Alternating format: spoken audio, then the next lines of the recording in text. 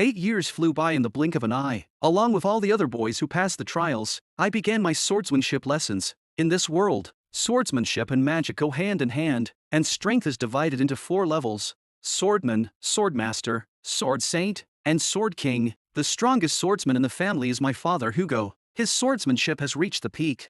In my past life, because of my low status, I never received the family's swordsmanship training. No matter how hard I tried, I was never a match for my father. Now, the 3 rookies around me are giving me some pretty nasty looks. Sure enough, after class, they cornered me in a small room. They were unimpressed by my performance in the River of Underworld and decided to test out the rumors for themselves.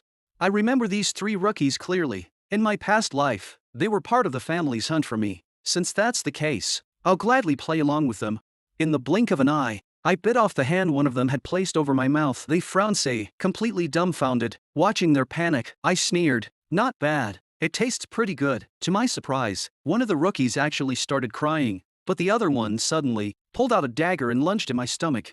However, I had already received the blessing of the River of the Underworld, and after 8 years of training, ordinary blades couldn't hurt me. Before he could react, I grabbed his hand and grinned wickedly. "Have you figured out how you're going to die yet?" I tossed the dagger at their feet and said, "Only one of you will leave here alive. The rest, you decide."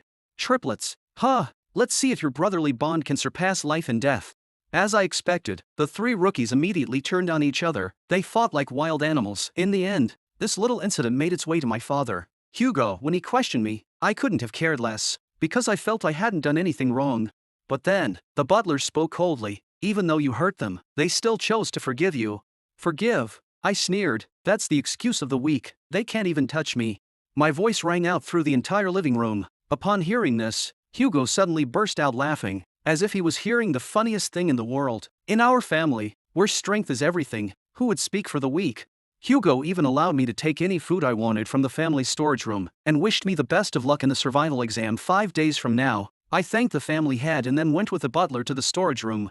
Surrounded by an array of food, I only picked blood beans. The butler stared, then pulled out a whole bag. The beans smelled rich, like coffee, with a slight bitterness. My heart skipped a beat as I realized this was crucial for the trial in 5 days.